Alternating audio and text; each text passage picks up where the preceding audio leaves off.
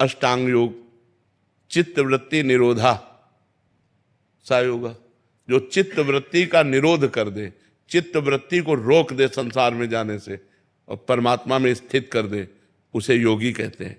कहते हैं ना, ज्ञान ब्रह्म सत्यम जगन मिथ्या, जो इस संसार के चिंतन को छोड़ करके चिंतन शून्य आत्मस्वरूप में रति कर ले, वो ज्ञानी। कर्मयोगी, शरीर के द्वारा संपूर्ण चेष्टा करते हुए भगवान का स्मरण करना, सच्चिदानंद भगवान का जो विश्व रूप भगवान है, सबकी सेवा करना और निरंतर भगवान के स्मृति में रहना। भक्त, भगवान के लिए संपूर्ण कर्म करना और भगवान की लीला गुण का गान करते हुए चित्त वृत्ति का निरंतर भगवदाकार कर देना। मुरारी पादार्पित चित्त वृत्ति। सब योग का फल एक ही आया ना, संसार का चिंतन छूट जाए और भगवान का चिंतन बन जाए। भगवान स्वयं कहते हैं, जो मेरा सतत प्रेम पूर्वक भजन करता है उसे मैं बुद्धि योग प्रदान करता हूं। भगवान के वचन है, भजताम प्रीति पूर्वकम ददामि बुद्धि योगम तम येन मामुपयांत थे तेषाम सतत युक्ता नाम। भगवान करे सतत युक्त होकर, भजताम प्रीति पूर्वकम तो ददामि बुद्धि योगम तम येन मामुपयांत। प्रेम पूर्वक राधा राधा कृष्ण कृष्ण राम राम राम हम जप रहे हैं और शरीर से भागवतिक चेष्टाएं जो भगवान के लिए मंगलमय हो रही, चाहे गृहस्थ हो चाहे विरक्त हो, निश्चित भगवत प्राप्ति हो जाएगी। अब संसार का चिंतन नहीं छूटा तो उसे भोगी कहते हैं, योगी नहीं कहते। चाहे प्रेम योगी हो, चाहे भक्ति योगी हो, चाहे ज्ञानी योगी हो, चाहे कर्म योगी हो, चाहे अष्टांग योगी हो, योगी, योग का तात्पर्य है संसार का चिंतन छूटना और भगवान का चिंतन सतत होना। भगवान का चिंतन होना चाहिए, चाहे वो पैंट शर्ट में हो, चाहे बाबा जी के भेष में हो। अगर चिंतन भोगों का हो रहा तो विषयी है, चिंतन भगवान का हो रहा तो संत है। भगवान ने जब विभीषण जी पधारे तो कहा, तुम सारीखे संत प्रिय मोरे, धरऊं देह नहीं आन निहोरे। विभीषण जी को भगवान ने संत कहा। भगवान श्री राम जी ने क्या वेशभूषा थी? लंकाधिपति रावण के प्रधानमंत्री और उनके छोटे भाई थे, बिल्कुल राज वेशभूषा, लेकिन आचरण संत के थे। संपूर्ण चित्तवृत्ति भगवान राम में रंगी हुई थी। तो भगवान ने कहा, तुम्हारे जैसे संतों के लिए मैं अवतार धारण करता हूं। तुम सारीखे संत प्रेमोरे, धरो देह नहीं आन्नी हो रे। जब रावण ने लात मारी विभीषण जी को तो विभीषण जी ने साधुता का दर्शन कराते हुए कहा, तुम पितु सरिस भले ही मोहि मारा, पर राम भजे हित नाथ तुम्हारा। तुम्हारा मंगल होगा यदि वो लात मार रहे हैं और वो मंगल बता रहे हैं। तो भगवान शंकर ने विभीषण जी को संत कहा। उमा संत कै इहई बड़ाई, मंद करत जो करे भलाई। रावण मंद कर रहा है, लात मार रहा है, और विभीषण जी भलाई करे, यही संत। भगवान शंकर ने भी संत कहा और भगवान राम जी ने भी संत कहा।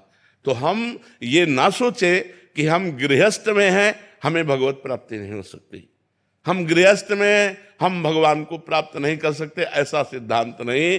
कर्म करो और भगवान के लिए करो और नाम जप करो, बस हो गई भगवत प्राप्ति। हम कर्म अपने लिए करते हैं तो उसमें पाप कर्म बन जाते हैं, और जब हम कर्म भगवान के लिए करेंगे तो वो कर्म निष्पाप होगा। डरेंगे हम कि हम भगवान को ऐसा पाप कर्म कैसे समर्पित कर सकते हैं। तो मदर्थ कर्म, भगवद अर्पणम जो कर्म किया जाता है वो मोक्ष प्राप्ति का हेतु होता है। जो अपने लिए किया जाता है वो बंधन कारक होता है। तो इसलिए भगवद अर्थ कर्म करो और भगवत नाम जप करो, भगवत नाम कीर्तन करो, भगवत गुणगान करो, भगवत लीला कथा सुनो, इसी से भगवत प्राप्ति हो जाएगी। क्या कहना हम जैसे गृहस्थ जन कभी कभार तो भजन कीर्तन कर लेते हैं, कभी ज्ञान प्राप्ति के लिए पुस्तकें पढ़ने लग जाते हैं, कभी संतों का प्रवचन सुन लेते हैं, कभी ध्यान हम योग आपको में चले सार बात बता दी, समझ में आ गई ना? प्रश्न पूरा चाहे जो कुछ कर डालो, उसका उत्तर पहले ही आपके पास है कि हर योग का फल है संसार का चिंतन छोड़कर भगवान के चिंतन में मस्त होना। बढ़िया मार्ग है कलयुग केवल नाम आधारा, सुमिर सुमिर नर उतरे पार। बस खूब नाम जप करो भगवान का, और शरीर से नौकरी व्यापार जो भी आपके कार्य हैं उन कार्यों को करो, और उन कार्यों को कृष्णार्पणम मस्तु। क्या जाता है, मान लो 4 घंटे हम काम में बिजी रहे, इसके बाद हे भगवान ये 4 घंटे का समय मैं आपको अर्पित करता हूं, क्या जाता है। ये महाभागवत धर्म है, जो कर्म भगवान को समर्पित कर दिया जाता है और भगवान का स्मरण किया जाता है, इसी से भगवत प्राप्ति हो जाती है। जी। दीपक जी। राधे राधे। राधे राधे महाराज जी। गुरुदेव, क्या सांसारिक रिश्ते भागवतिक प्रेम के मार्ग की पाठशाला हो सकते हैं? सांसारिक रिश्तों में जब महत्वाकांक्षा, अहम, मोह मतलब कम हो जाए, शुद्ध निस्वार्थ प्रेम रह जाए, तो क्या ये ईश्वर प्रेम का एक स्वरूप ही है? निस्वार्थ प्रेम होना तो बहुत कठिन है, नहीं? तब हमें पता चले जब हम जिससे प्रेम करते हो हमारे सामने हमारे प्रति प्रतिकूल व्यवहार करें, फिर भी हमारा प्रेम सुरक्षित रहे, तो हमारा निस्वार्थ प्रेम है। इसकी परीक्षा है। जैसे हम आपसे प्रेम करते हैं और आप हमारे प्रतिकूल चले, फिर भी हम आपको प्रेम करें, तो इसका मतलब हमारे अंदर स्वार्थ बुद्धि नहीं थी। स्वार्थ बुद्धि अनुकूलता की चाह करती है, और स्वार्थ ना होने के कारण आपके प्रतिकूल व्यवहार का हमारे ऊपर कोई फर्क नहीं पड़ा, और हम ज्यों का त्यों आपका मंगल मनाएंगे, आपका शुभ करेंगे, आपके अनुकूल चलेंगे। इसे प्यार कहते हैं। अगर ये है तो निस्वार्थ प्यार है, अगर ये नहीं है तो बड़ा मुश्किल है। संसार में निस्वार्थ प्यार होना ये बड़ा कठिन है, बड़ा कठिन है। स्वार्थ की कुछ ना कुछ गंध लेकर ही प्यार हमारा बढ़ता है। रूपवान, गुणवान, धनवान, परिवार का मेरा परिजन, कहीं ना कहीं कोई ना कोई आज नहीं तो कल ही हमारे काम आएगा।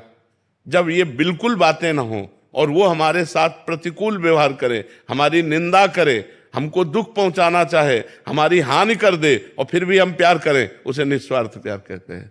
समझ में आ रहा है आप जी? अंशुल जी। राधे राधे। राधे राधे महाराज जी। महाराज जी, मेरा प्रश्न है कि अगर हमें किसी सामान्य व्यक्ति से प्रेम होता है तो हमें उसका चिंतन निरंतर होता है। यदि हमें पता चले वो व्यक्ति भी हमसे प्रेम करता है तो ये चिंतन दुगना हो जाता है, उसके चिंतन में ही आनंद प्राप्त होने लगता है। महाराज जी, ऐसे ही श्री जी से प्रेम क्यों नहीं हो रहा? महाराज जी, ये मन इतना शैतान क्यों? अपनी पहली बात पे आओ। हम उसका चिंतन करते हैं, फिर अगर पता चल जाए कि वो हमें प्यार करता है, तब तो हम दुगना चिंतन हो जाए। बहुत सुंदर सूत्र है, पर पहले सूत्र में टिक जाओ तुम। पहला अपने ही मुख से जो आपने वर्णन किया, उसके पहले सूत्र में टिक जाओ। केवल अनन्य चिंतन, अनन्यस चिंतयन्तो माम। अब आओ इस कसौटी पे। मेरे तो गिरधर गोपाल दूसरों न कोई। तुम अपना चिंतन संभालो तो तुम्हें उत्तर मिल जाएगा कि श्री जी आपको कितना प्यार करते हैं। किसी बीच की गवाही की जरूरत नहीं पड़ेगी, वो डायरेक्ट आपके हृदय में पता चलने लगेगा कि अपार कृपा लाडली जू की है, मेरे ऊपर लाडली जू की अपार दया है, मुझे बहुत प्यार करते हैं श्री जी। ये अनुभव होने लगेगा, छाती में अनुभव होने लगेगा। कोई फोन थोड़ी आएगा, अपने आप अनुभव होने लगेगा, अपने आप हृदय में। अब हम कैसे बताएं तुमको कि जब हम प्रभु से जुड़ते हैं तो हमारे हृदय में कितना आनंद होता है, अपार आनंद होता है, एक अपार मस्ती होती है। न मृत्यु का भय, न जीने की चाह, न कोई लाभ, न कोई हानि, एक अद्भुत मस्ती होती है। तो पहले अपना क्षेत्र संभालो। अनन्य चेता सततम यो माम स्मृति नित्य सा। मेरा अनन्य चिंतन हो। अभी तो चिंतन बंटता है, अभी चिंतन छूटता है, अभी चिंतन भूल जाते हैं हम। पहले अपने क्षेत्र को संभालो। हमारा एकाकी प्रेम होना चाहिए। मैं आपसे प्यार करता हूं, आप मुझे प्यार करो या ना करो, ऐसे भगवान से प्यार करना चाहिए। और भगवान तो प्यार समुद्र है। हम उनके अंश होकर जब इतना प्यार करेंगे तो वो हमारे अंशी समुद्र हैं। प्रेम भगवान प्रेम समुद्र है, वो हमें कितना प्यार करेंगे ये हमें अनुभव में आएगा। पहले खूब नाम जप करो, भगवान का चिंतन न छूटने पावे। समझ पा रहे हो आप? विराट दर्शन दीक्षित जी। महाराज जी, जब जब हम भगवत मार्ग में प्रवृत्त होते हैं तब तब षड दोष, काम, क्रोध, मद आदि अपनी सारी शक्ति से हमें परास्त कर देते हैं। महाराज जी, इसका हाँ बिल्कुल, ये मतलब अक्षरशः सत्य है, इसमें कोई संशय नहीं। क्योंकि जब तक हमें पहलवान कोई देखे कि हमारे नीचे रहता है, तब तक वो उपेक्षा करता रहता है। जब ये समझ में आता है कि हमको लतियाना चाहता है तो पूरी ताकत लगा देता है। तो हम जब भगवान की तरफ चलते हैं तो ये जो षड विकार हैं ये हमारे ऊपर हावी हो जाते हैं बहुत गंदे तरीके से। मतलब जब हम किसी को अपने वश में करना चाहते हैं तो कोई भी हथकंडा अपनाना पड़े, ऐसे ही काम क्रोध जब कोई साधक भगवान के मार्ग में चलता है तो पूरा अपना प्रभाव दिखाते हैं। तो इनका प्रभाव और भगवान के नाम का प्रभाव दोनों अलग है। ये प्राकृतिक हैं, मात्रा स्पर्शास्तु कौन्ते शीतोष्ण सुख दुखदा आगमा पाइनो अनित्यास, ये दो बातें इनमें हैं। ये आने जाने वाले हैं, स्थायी टिक नहीं सकते। काम क्रोध स्थायी नहीं टिकते, ये आने जाने वाले हैं, हर समय थोड़ी बने रहते हैं। आगमा पाइनो भगवान के वचन है, आगमा पाइनो, और अनित्यास ये नाशवान है। और नाम टिकाऊ चीज है, नाम अविनाशी है, नाम आनंद समुद्र है, नाम महाबल है। सुमिर पवन सुत पावन नामू अपने बस करी राखे रामू। जब भगवान को अधीन कर सकता है तो काम क्रोध क्या चीज है। जब भगवान को अधीन कर सकता है नाम जापक तो काम क्रोध क्या चीज है। काम क्रोध तो अपने आप गुलाम बन जाएंगे, पर डट के नाम होना चाहिए, केवल बातों से अधीन होने वाले नहीं। डट के नाम जप करो, सहन करो। तास्तितिक्षस्व भारत आगमा पाइनो अनित्यास तास्तितिक्षस्व भारत। भारत का अर्जुन को संबोधन करते हुए भगवान कह रहे हैं इनको सहो, सहने से ये नष्ट हो जाते हैं, भोगने से ये प्रबल हो जाते हैं। और हमारा मन कहता है भोगने से शांति मिल जाती है, और त्यागात शांति निरंतरम, भगवान कह रहे हैं इनके त्याग से शांति मिलती। भोगने की इच्छा का त्याग करने से परमार्थ पुष्ट होता है, और भोगने की इच्छा होने पर भोगने से संसार पुष्ट होता है, काम पुष्ट होता है, क्रोध पुष्ट होता है। इसलिए बहुत सावधान। सबसे पहली गलती काम को बढ़ावा देने की है विषयों का ध्यान करना, विषयों का चिंतन करना। ध्यायतो विषयान पुंसान संगास्तेषुपजायते। जहां हम विषयों का चिंतन करते हैं तो वही भोगने की इच्छा प्रबल हो जाती है, और जहां इच्छा प्रबल हुई तहां काम अपना तांडव मचा देता है। ध्यायते विषयान पुंसा संगास्तेषुपजायते संगात संजायते कामा कामात क्रोधो भी जायते क्रोधात भवति सम्मोहा सम्मोहा स्मृति विभ्रमा स्मृति भ्रंशात बुद्धिनाशो बुद्धिनाशात प्रणश्यति, वो भ्रष्ट हो जाता है। इसलिए विषयों का ध्यान नहीं, भगवान का ध्यान होना चाहिए, प्रभु का चिंतन होना। अगर साथ साथ में विषयों का चिंतन चल रहा है तो हमारी हानि नहीं कर पाएगा, लेकिन केवल विषय चिंतन चल रहा है वो हमारी हानि कर देगा। हम साधक को चाहिए कि जैसे विषय चिंतन चल रहा है, अब गुणों के वशीभूत अंतःकरण है, मान लो काम का चिंतन कर रहा है तो राम का चिंतन न छूटने पावे, तो काम हमारे ऊपर हावी नहीं हो पाएगा। और अगर भगवान का चिंतन छूट गया तो कहे हनुमंत विपत्ति प्रभु सोई जब तो सुमिरन भजन। ये बात पकड़नी चाहिए, हनुमान जी महाराज की है। जब सुमिरन भजन छूट गया उसी समय कोई न कोई माया फंसा लेगी। तो हमें नाम निरंतर जपना है। पूनम जी गुरुग्राम से। जय जय श्री हरिवंश। महाराज जी राधे राधे। श्री हरिवंश। प्रभु जी त्रिगुणातीत स्थिति क्या है, गुण गुणों में वर्त रहे हैं, इस स्थिति को और अधिक स्पष्ट समझाने की कृपा करें महाराज जी। पहले तो अंतःकरण पवित्र होना चाहिए। जैसे अंतःकरण में हमारे 4 पार्ट हैं। बुद्धि का काम है निश्चय करना, मन का काम है संकल्प विकल्प करना, चित्त का काम है चिंतन करना, अहंकार का काम है क्रिया को स्वीकार करना, भोगों का भोक्ता बनना। ये पूरा डिपार्टमेंट गंदा है हमारा। बुद्धि ने निश्चय कर लिया है शरीर में, पदार्थ में, वस्तु में, धन में, पद में, इसमें सुख है और शांति है। गलत निश्चय।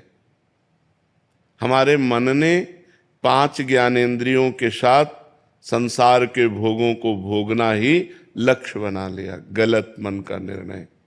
हमारा चित्त वस्तु, व्यक्ति, स्थान, भोग, रुपया, पद, प्रतिष्ठा इसी के चिंतन में लगा रहता है। गलत चिंतन। हमारा अहंकार दासत्व भाव में भगवान के न जाकर भोक्तृत्व भाव में आकर के मैंने ये भोगा, मैं ये भोग सकता हूँ, मैं ये भोगूंगा, मैंने ये किया, मैं करता हूँ, मैं कर सकता हूँ। बस इन्हीं गंदगी के कारण हम 3 गुणों में फंस गए। कभी सत्वगुण का चक्र तो शांत दया करुणा, कभी रजोगुण का चक्र तो भोग वासना धन संपत्ति की चाह, कभी तमोगुण का चक्र तो निद्रा आलस्य प्रमाद, ये स्थितियां आ जाती हैं। जब हम निरंतर भगवान का नाम जप करते हैं, हमारा निश्चय एक होता है कि परमात्मा के सिवा सब असत्य है। जैसे हमारा ये शरीर है, किसी पद में है, कुछ भी व्यापार नौकरी धन संपत्ति के लिए जो हम कर रहे हैं, जो भी धन संपत्ति प्राप्त हो रही है, जो भी हम भोग रहे हैं, एक स्वाप्निक है। अभी शरीर छूटा, आपका पद गया, बैंक बैलेंस यहीं रहेगा, परिवार छूट गया, केवल आप निकल करके गए और आपके साथ जो पाप और पुण्य सामग्री है वो, अब इसके बाद हमें कौन सी योनि में डाला जाएगा हमें कुछ पता नहीं। ये गुणों के चक्र में हमारा बार बार जन्म, बार बार मरण, बार बार माँ के गर्भ में जाना, बार बार कर्मों के चक्र में फंस के भोग भोगना, यही चला आ रहा है अनादिकाल से। अब हमें अवसर मिला है मनुष्य जन्म में कि हम इस चक्र को सुधार सकें। पूरा काट दें ये तो कोई महापुरुष काट सकता है, सुधार सकें। अब हमारे द्वारा ऐसे पापाचरण न बने जिसके कारण हमारी दुर्गति हो। हम सबसे अच्छी योनि में आ गए हैं, मनुष्य योनि। अब हमारे द्वारा ऐसे आचरण ना हो कि हम सुअर कुत्ता बने जाके, भूत प्रेत बने जाके। हमें कम से कम पुनः मनुष्य शरीर मिले, हम पुनः अपने राष्ट्र की सेवा कर सके, पुनः हम भगवान का भजन करके सुख और शांति को प्राप्त कर सकें।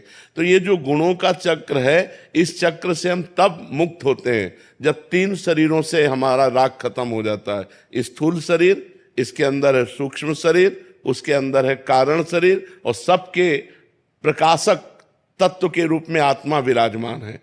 जब हम अपने आत्म स्वरूप का ज्ञान प्राप्त कर लेते हैं, तीनों शरीरों के राग से मुक्त हो जाते हैं, तो हम त्रिगुणातीत हो जाते हैं। और जो त्रिगुणातीत हो जाता है उसका लक्षण होता है, वो मान रहित होता है, वो मोह रहित होता है। कोई भी विषय भोग सामने उपस्थित होने पर भोगने की इच्छा नहीं होती, निरंतर आत्म स्वरूप के चिंतन में मगन रहता है। विनिवृत्त कामा, समस्त कामनाएं उसकी शांत हो जाती हैं। मान अपमान सुख दुख लाभ हानि निंदा स्तुति, इसमें वो समान हो जाता है, वो परम पद का अधिकारी होता है। निर्माण अमोहा जित संग दोषा अध्यात्म नित्या विनिवृत्त कामा द्वंद्व विमुक्ता सुख दुख संगई गच्छन्त मूढ़ा पदमव्ययम तत्। अब त्रिगुणातीत पुरुष गुणानुगुण वर्तन्ते मनुष्यापार्थ सर्वसा, ये कैसे देखता है? जैसे हम देख रहे हैं कि आप क्रिया कर रहे हैं, लेकिन उसमें अहम नहीं कि मैं कर रहा हूं, ऐसे वो देख रहा है कि ये 5 भौतिक शरीर सूक्ष्म शरीर के द्वारा प्रेरित होकर ये क्रिया कर रहा है, मैं नहीं कर रहा हूं। और जो क्रिया हो रही है वो गुणों में हो रही है, कभी सत्वगुण में, कभी रजोगुण में, कभी तमोगुण में। वो ज्ञानी महात्मा अपने को अकर्ता जब अनुभव करता है, वो मोक्ष को प्राप्त हो जाता है। समझ पाए? किसका प्रश्न था? अनुराग जी महाराष्ट्र से। राधा वल्लभ श्री हरिवंश महाराज जी। हे गुरुदेव, आत्मा की पूर्ण शांति और परमात्मा में एकत्व की अवस्था को किस स्थिर रूप से अनुभव कर सकते हैं ताकि ये केवल ज्ञान ना रह जाए बल्कि मेरे प्रत्यक्ष अनुभव में आ जाए? देखो, जब तक इंद्रियों के भोगों में सुख मिलता रहेगा आपको, जब तक जगत के हर वस्तु व्यक्ति स्थान को आप सत्य मानेंगे, तब तक कभी भी आत्म स्वरूप की तरफ झांक भी नहीं सकते आप। बहिर्मुख वृत्ति से हम आत्मज्ञान प्राप्त नहीं कर सकते। आत्मज्ञान प्राप्त करने के लिए साधना है, लोक परलोक के भोगों से वैराग्य, सत असत वस्तु का विवेक, जितेंद्रिय, मनोनिग्रही, समाधान, परमात्मा में निरंतर चित्त की स्थिति, मुमुक्षुता में मुक्त हो जाऊं, तब तक हाँ, साधना के बिना। जैसे देखो, दूध में घी विराजमान है, लेकिन आप पूड़ी नहीं बना सकते, पकवान नहीं बना सकते कि दूध में पकवान बना ले, उसी में घी विराजमान है, कैसे निकालोगे? उसकी प्रक्रिया है। जिसको ज्ञान है, उस प्रक्रिया का ज्ञान जिससे है, उसके पास जाओ और प्रक्रिया सीखो। दूध को औंटो, उबालो, दही जमाओ, दही को मथो, मक्खन निकालो, घी निकल आएगा। मेहंदी में लालिमा है, लेकिन न पत्ते में है, न डाल में है, न उसकी छाल में है। आप पत्ते को चीर के देखो, कहीं लालिमा दिखाई दे रही हो तो उसकी प्रक्रिया है, उसको बांटो। बांटकर अपने हाथ पे रखो, 30-40 मिनट रखे रहने दो, धो दो, आप देखो आपका हाथ लाल हो जाएगा। परमात्मा सर्वत्र है, पर उसकी प्रक्रिया है।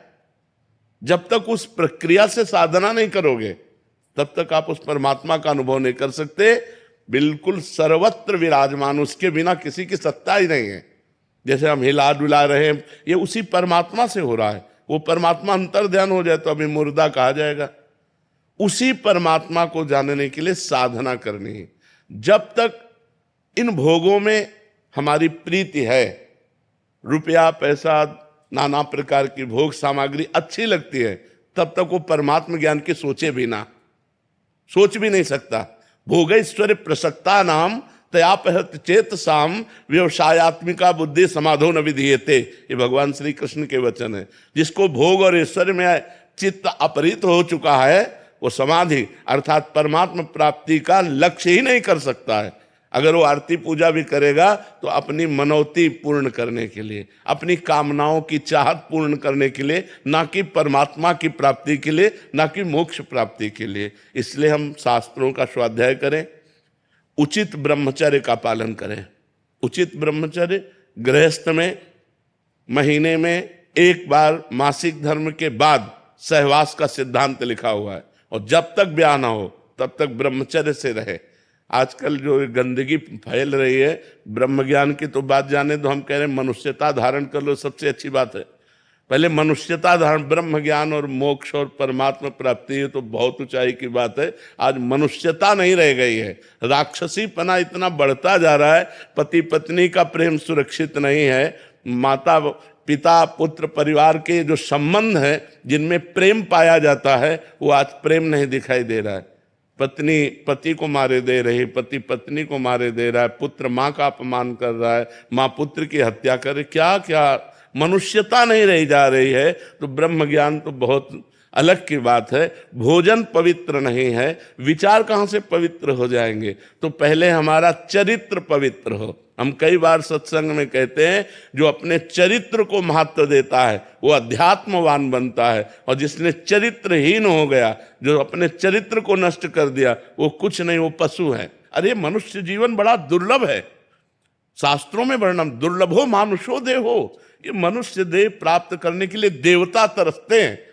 बड़े भाग मानुष तन पावा, सुर दुर्लभ सद ग्रंथन गावा, साधन धाम मोक्ष कर द्वारा पाई न जे परलो। इससे आप परोपकार कर सकते हो, इससे आप राष्ट्र सेवा कर सकते हो, आप भगवान को प्राप्त कर सकते हो, आप जो चाहो कर सकते हो। लेकिन यहाँ हमारी गति केवल इंद्रियों के भोगों में स्थित हो गई, नाना प्रकार की वासनाओं की पूर्ति चाहिए। तो कैसे हम ब्रह्म ज्ञान की तरफ बढ़े, कैसे हम आत्मज्ञान की तरफ बढ़े? पहले हम गंदगी को दूर करें, हमारा भोजन पवित्र हो, हमारे आचरण पवित्र हो, हमारे विचार पवित्र हो, परोपकार की भावना हो, सब में भगवत भावना हो, तब हमारा भजन बने। और जब भजन बनेगा तभी ज्ञान होगा। बिना भजन के शास्त्र पढ़ लेने से ब्रह्म ज्ञान नहीं होता, ध्यान रखना, नहीं तो सब ब्रह्म ज्ञानी हो जाते। जितेंद्रियता, ब्रह्मचर्य इतनी पवित्र वस्तु है जिसको लोग समझ ही नहीं रहे। ब्रह्मचर्य से आपकी स्मृति बलवान होगी, आपका शरीर स्वस्थ रहे। तो अगर आप ब्रह्मचारी हो तो आपका विद्या अध्ययन, आपका विचार, आपकी स्मृति, आपकी पुष्टता, अब गंदे गंदे आचरण, गंदा गंदा भोजन, गंदा गंदा विचार, दूसरे को दुख पहुंचाने का जो चिंतन है वो हमें नष्ट किए दे रहा है। इसलिए हमें चाहे ब्रह्म ज्ञान तो छोड़ो, पहले आचरण पवित्र करो, पहले जितेंद्रीय बनो, मनोनिग्रही बनो। हम जहां चाहे वहां मन को लगा सकते हैं। अगर हम अपने आप में आ जाए तो आप ढोल बजाओ, हमें कोई फर्क नहीं पड़ेगा। आप दुनिया की बातें करो, बस इतना समझ में आएगा कि आवाजें आ रही, बस उसका कोई चिंतन नहीं। अभ्यास योग युक्तेन चेतसा, हम जहां चाहे अपने चित्त को लगा दें, जहां चाहे अपने चित्त को रोक दें। अभ्यास योग युक्त, बचपन से जैसे अभ्यास किया ना, तो जहां चाहे वहां। ऐसा नहीं कि हम नाम जप कर रहे हो मन संसार में जा रहा है, ऐसा नहीं। अगर हम नाम जप कर रहे हैं तो बिल्कुल नाम में लगा हुआ है, एक मिनट भी कहीं इधर से उधर नहीं हो सकता, बिल्कुल निशाने पे रहेगा हर समय। तो अभ्यास योग युक्तेन चेतसा नान्यगामिना, भगवान कह रहे हैं ऐसा अभ्यास करो कि चित्त परमात्मा में स्थित हो और संसार की क्रियाएं शरीर से हो रही हो। क्रियाएं संसार की, मुख में हो राम नाम, राम तेरे हाथ में, बंदे तू अकेला ना है, राम तेरे साथ में। तन से कर्म करो विधि नाना, और मन रखो जहां कृपा निधाना। भगवान में मन रखा हुआ है, सावई मना कृष्ण पदार विंदयो, और शरीर से क्रियाएं हो रही है, इससे बड़ा ब्रह्मज्ञानी क्या हो सकता है? जो भगवान का चिंतन कर रहा है और शरीर से धर्म पूर्वक क्रियाएं कर रहा है, वही तो ज्ञानी है। आज ज्ञान की बातें बघारी जाती हैं, बड़ी बड़ी बातें की जाती है, और चिंतन होता है रुपए का, चिंतन होता है मान प्रतिष्ठा का। क्या ज्ञान, क्या ज्ञान? एक ज्ञान का व्यापार किया जा रहा है। ज्ञान इसलिए है कि हमारा धन से राग हट जाए, हमारा भोगों से राग हट जाए, हमारी पाप बुद्धि खत्म हो जाए, सब में भगवत बुद्धि हो जाए। ये ज्ञान का फल। तो हमें लगता है पहले हम जितेंद्रीय बने, मनोनिग्रही बने, खूब नाम जप करें, परोपकार करें, अपने आप आत्मज्ञान हो जाएगा। क्योंकि हम आत्मस्वरूप हैं, हमें किसी और का ज्ञान नहीं प्राप्त करना। मैं स्वयं आत्मा हूं। अपने देह को मैं मान करके मैं अपने स्वरूप को भूल गया हूं, इसलिए खूब नाम जप करो। पहले नाम जप से ही ज्ञान प्राप्त होता है। अंजलि जी सूरत से। राधे राधे महाराज। महाराज जी, आत्म प्रेम और स्वार्थ में क्या अंतर है? कैसे पता चलेगा कि मैं आत्म प्रेम कर रही हूँ या स्वार्थी हो रही हूँ? आत्म प्रेम निष्काम होता है और स्वार्थ देह से संबंधित। देह संबंधी जितनी भी मांगे हैं वो सब स्वार्थ है, और जहां मांगे खत्म हो जाते हैं उसे आत्म प्रेम कहते हैं। आत्मा में कोई मांग नहीं होती। ब्रह्मभूता प्रसन्नात्मा न शोचति न कांक्षति समा सर्वेषु भूतेषु मद भक्तिम लभते पराम। जो आत्मस्वरूप का ज्ञान प्राप्त हो जाता है, जिसे आत्म प्रेम प्राप्त हो जाता है, वो ब्रह्मभूत होता है। जो ब्रह्मभूत होता है उसमें कोई सोच नहीं रह जाती, कोई चाह नहीं रह जाती। प्रसन्नात्मा अखंड आनंद। जब अंदर आनंद का अभाव होता है तब हम बाहर आनंद खोजते हैं। जब अंदर का आनंद मिल जाता है तो बाहर फिर आनंद की चाह नहीं रहती। बाहर आनंद है नहीं, आनंद का भास है।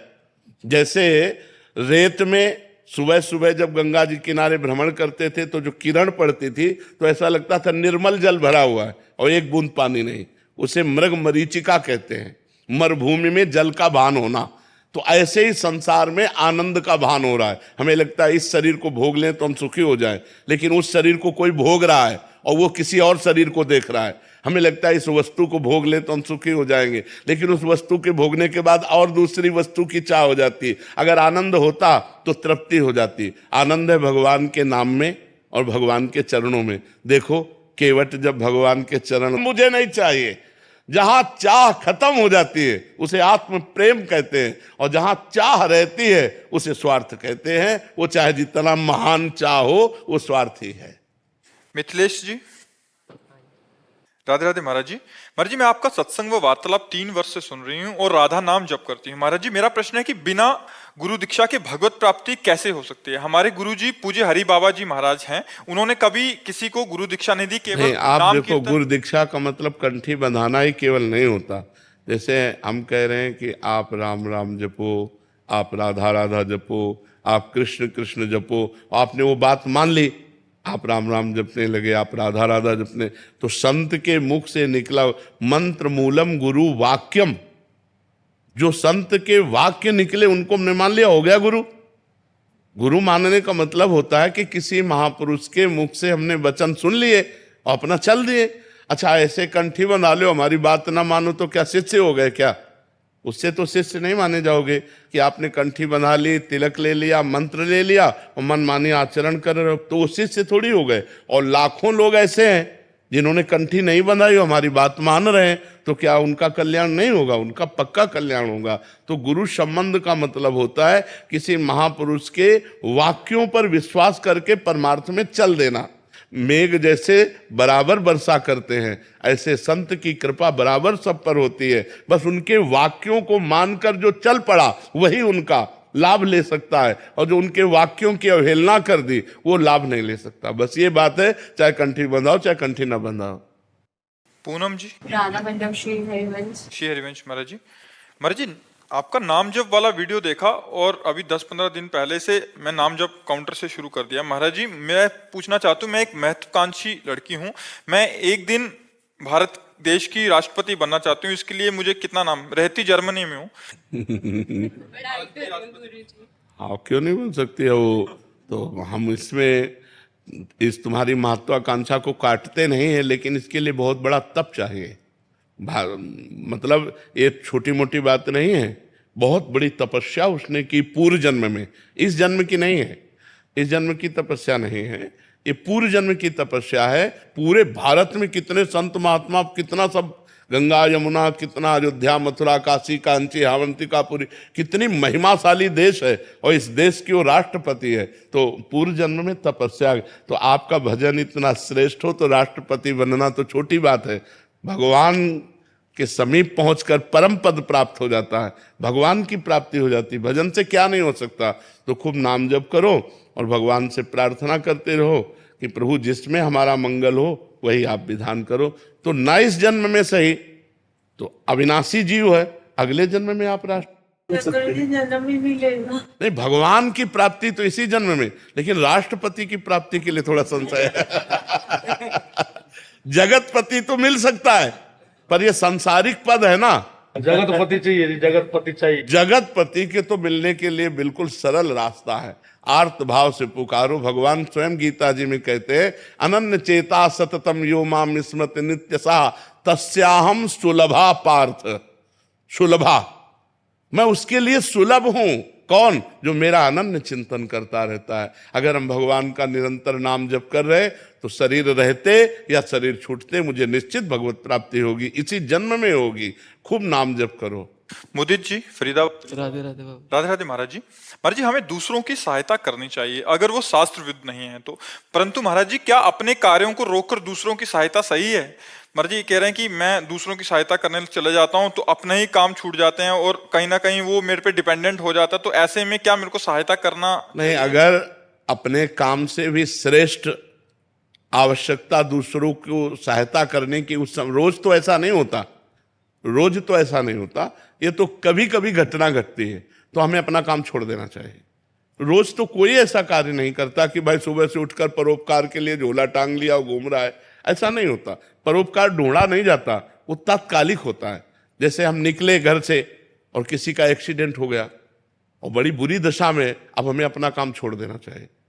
अब जैसे भी बने उसको अस्पताल तक ले जाना, उसको दवाई करवाना, और जब देख लिया कि उसकी व्यवस्था वाले आ गए तो राधे श्याम अपने काम के लिए चले जाना। अपना काम उस समय छोड़ देना चाहिए जिस समय विशेष आवश्यकता हमारी हो, हम उस समय उसको सहयोग करें, यही हमारी मनुष्यता है। विशेष आवश्यकता अपने आप दिखती है कि अब इसके पास कोई नहीं, मुझे जरूरी है इसके पास रहना, तो हमें अपना काम छोड़ देना चाहिए। तो आपके काम से जो आपको लाभ मिलना था उससे ज्यादा लाभ आपको भगवान देंगे, क्योंकि मालिक देख रहा है ना कि आप परोपकार कर रहे हो। तो परहित सरिस धर्म नहीं भाई, पर पीड़ा सब नहीं अधमाई। यदि हम दूसरों को दुख देते हैं तो सबसे बड़ा पाप करते हैं, और दूसरों को सुख देते हैं तो सबसे बड़ा धर्म करते हैं, सबसे बड़ा पुण्य करते हैं। महाराज जी ये प्रश्न मैं इसलिए कर रहा हूँ कि एक तनाव में है, इसलिए महाराज जी कह रहे हैं कि स्कूल के एक साथी को अपशब्द बोल दिए, फिर वो मानसिक तनाव में चले गया और उसने अपना शरीर नष्ट कर लिया। महाराज जी अब कह रहे हैं कि अब मैं सबसे नजरें बचाती फिर रही हूँ, उनके माता पिता या अपने माता पिता या समाज में ऐसा हो गया है। अब महाराज जी मैं क्या करूँ? मतलब नहीं, वैसे चाहिए कि किसी का हृदय इस कोट से दुखी ना हो जाए कि वो की सोच ले। तो हमें बहुत संभाल कर अपने जीवन को रखना है और दूसरे के जीवन को बचाना है। मान लो आपका स्त्री शरीर है, कोई आपसे ऐसा, तो हम बहुत संभाल करके, अगर कोई ज़्यादा उपद्रव करता है तो हम कानून का सहारा ले लेते हैं, लेकिन हम कोई ऐसा व्यवहार ना करें, हम कोई ऐसा वचन ना बोलें कि कोई इतना डिस्टर्ब हो जाए कि सुसाइड कर ले, वो अच्छी बात नहीं है। तो भगवान से प्रार्थना करो कि उसकी आत्मा को शांति मिले, उसका मंगल हो। लेकिन उस बच्चे को भी सोचना चाहिए जिसने किया, कि कोई कुछ कह दे तो। वैसे आजकल बहुत बावरे बच्चे हैं, बच्चे पढ़ाई में ना ध्यान देकर, अच्छाई में ना ध्यान देकर बुराई की तरफ बढ़ते जा रहे हैं। नए नए बच्चियां गलत भावनाओं से युक्त होती चली जा रही। यही है, आजकल वातावरण थोड़ा बदल रहा है, जो धर्म शास्त्र इनके विपरीत चल रहा है। अब माता पिता बेचारे रो रहे हैं, ये नए बच्चे कुछ समझ नहीं रहे, अपनी जिंदगी को खिलवाड़ बना रहे हैं। वो तुम्हें नहीं पसंद करती, कोई ना कोई तो पसंद करेगा। यार जाओ, छोड़ो, तुम उसे छोड़ दो, अपनी जिंदगी संभालो, उसको अपनी जिंदगी जीने दो। प्यार का मतलब क्या होता है? अगर तुम हमसे संतुष्ट नहीं हो तो तुम अपनी जहां संतुष्टता होती हो वो जीवन जियो, हम अपना जीवन जी लेंगे। ये तो मतलब बहुत ही अज्ञान की वृत्तियां फैल रही। इतना दुर्लभ मनुष्य शरीर, इसको इस तरह से मार देना, इस तरह से कर लेना, ये तो बहुत हानि का विषय है।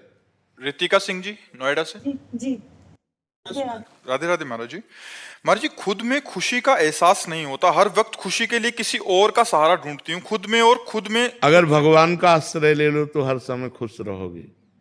यहाँ बाहरी कहीं खुशी नहीं है। यहाँ तुमसे जो प्यार करेगा तो तुम्हारे शोषण के लिए करेगा, तुम्हारे पोषण के लिए नहीं करेगा। तुमसे अच्छा कोई मिल जाएगा तो तुम्हें त्याग देगा। यहाँ का प्यार तो खुशी दे ही नहीं सकता। वो अपनी खुशी के लिए आपसे प्यार कर रहा है तो वो आपको क्या खुद कर पाएगा। जो हमारी खुशी के लिए हमसे प्यार करे वो भगवान है, क्योंकि वो पूर्ण है, उसे कुछ नहीं चाहिए, वो केवल मेरी खुशी के लिए। हमारी दोनों किडनी फेल है, शरीर कष्ट में रहता है, लेकिन हम खुश रहते हैं क्योंकि हमारा प्रीतम प्रभु है। हर समय प्रसन्न रहता हूँ, आनंदित रहता हूँ। क्यों? क्योंकि हमारे यार भगवान है, हमारे प्यार भगवान है, हमारा जीवन भगवान है। तो अगर सही माने में खुश होना चाहते हो तो श्री कृष्ण से प्यार करो, राम जी से प्यार करो, तो तुम्हारा हृदय प्रसन्न रहेगा। देख लेना, अतिशय प्रसन्नता भगवान से प्राप्त होगी, संसार से नहीं। ब्रह्मभूता प्रसन्न आत्मा, जो भगवान से जुड़ गया, जो भगवत चिंतन में लग गया, वही प्रसन्न रहता है। एक अपार आनंद आता रहता है जब हम भगवान से जुड़ते हैं। अच्छा, संसार से जुड़े तो देखो सब जुड़े ही हो, चिंता, शोक, भय, उद्विग्नता यही प्राप्त होगा। चिंता, भय, शोक, उद्विग्नता यही प्राप्त होगा।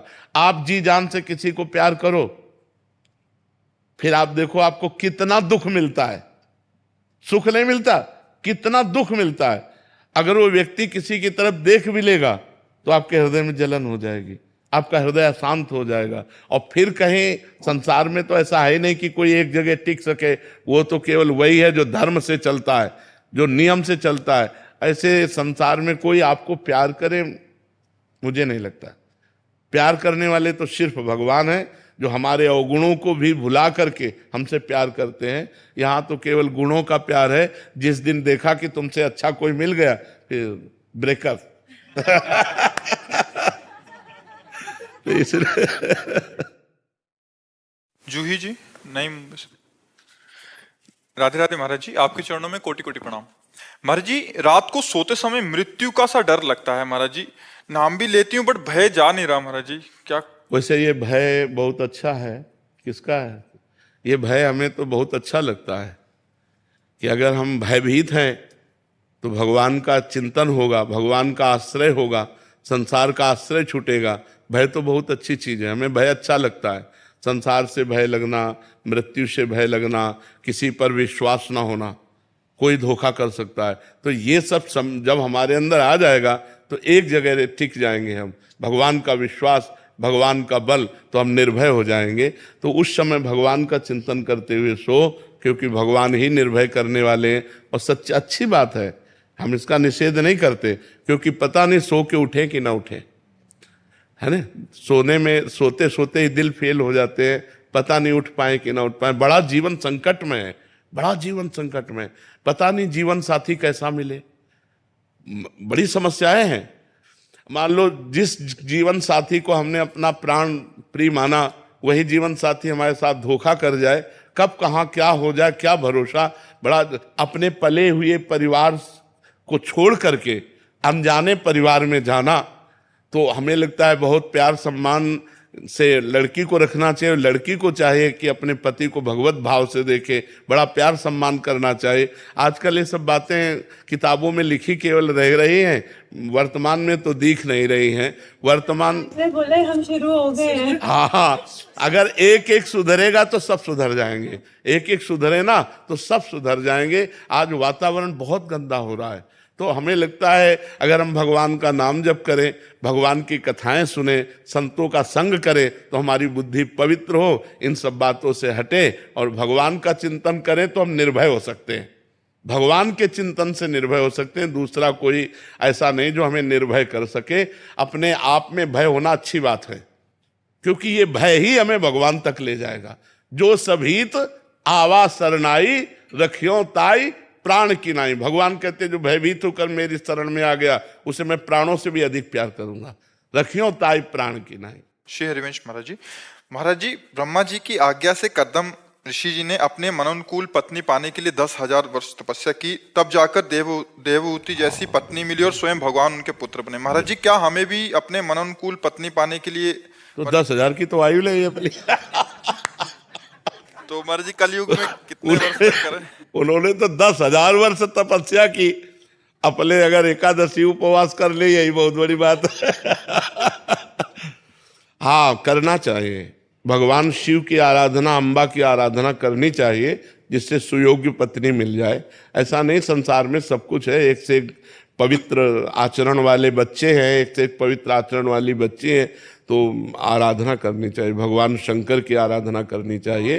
कहाँ से शुरू करूं, कब से? आज से शुरू कर दो। 3 साल से जुड़ा हूँ निरंतर नाम जप करने पर। हाँ, पत्नी के लिए।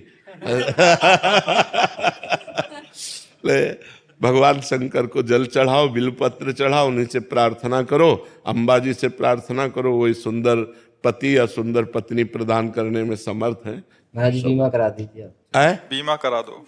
अब वो तो फिर ये चाहते नहीं होती, उसमें तो जब समर्पित हो गए तो अब जोई जोई प्यारो करे सोई मुझे।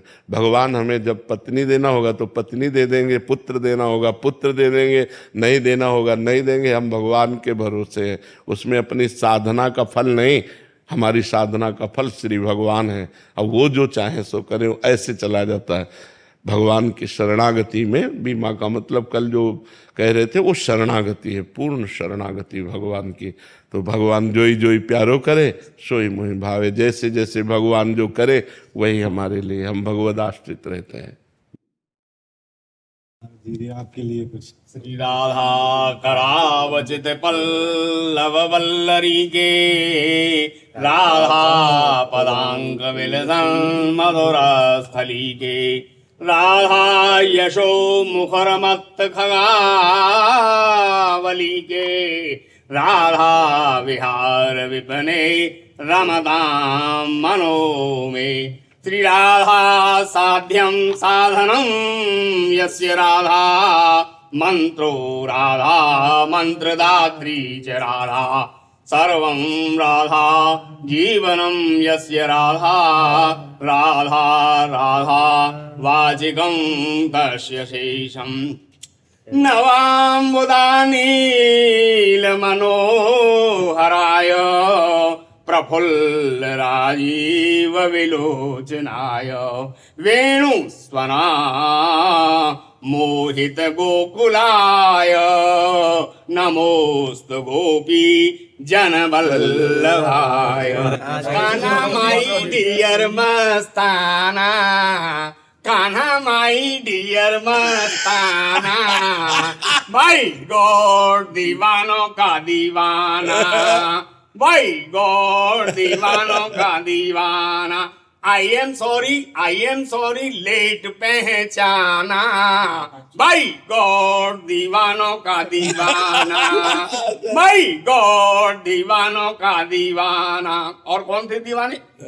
दीवानी थी मीरा, दीवानी थी मीरा, पिया विष का प्याला तो प्याले में आया नजर नंद लाला, तो प्याले में आया नजर नंद लाला। डेंजरस पॉइजन का पी गई पैमाना, डेंजरस पॉइजन का पी गई पैमाना, भाई गॉड दीवानों का दीवाना, भाई गॉड दीवानों का दीवाना। जिधर से भी गुजरो और जिस राह जाओ, जहां भी रहो सामने उनको पाओ, जहां भी रहो सामने उनको पाओ। इम्पॉसिबल है इनसे बच पाना, इम्पॉसिबल है इनसे बच पाना, भाई गॉड दीवानों का दीवाना। कान्हा माई डियर मस्त, कान्हा माई डियर मस्ताना, भाई गॉड दीवानों। जय हो, कृपा बनी देश तो संन्यास है, बट हम प्रेम भाव से कृष्णा। हाँ, भगवान से प्रेम करना ही तो सन्यास है। ये तो सर्वाणि कर्माणि मयि सन्न्यस्य मत्पराः अनन्ये नैव योगेन माम ध्यायन्तु उपासते। भगवान कह रहे हैं सन्यास का स्वरूप यही है। भगवान के दो रूप है, एक निराकार आत्म स्वरूप और एक साकार शिव स्वरूप, राम स्वरूप, कृष्ण स्वरूप। तो भगवान ही है ना, चाहे हम राम राम बोले, चाहे शिव शिव बोले, चाहे कृष्ण कृष्ण, तत्व तो एक ही है। उसी तत्व की आराधना कर रहे हैं और इस शरीरों से प्रेम हटाकर उस तत्व से प्रेम करना ही आत्म प्रेम है। चाहे हम साकार प्रेम करें या निराकार परमात्मा से प्रेम करें, शरीरों से प्रेम ना करें, संसार के भोगों से प्रेम ना करें, परमात्मा से प्रेम करें। इसी बात के हम सन्यासी हैं। आत्म प्रेम या भगवत प्रेम, प्रेम जरूरी है, बिना प्रेम के तो जीवन व्यर्थ है। जैसे सन्यासी है, बट हम तो कृष्णा तो बेटा मानती है। हाँ, अपने अपने भाव से भगवान को दुलार कर सकते हैं।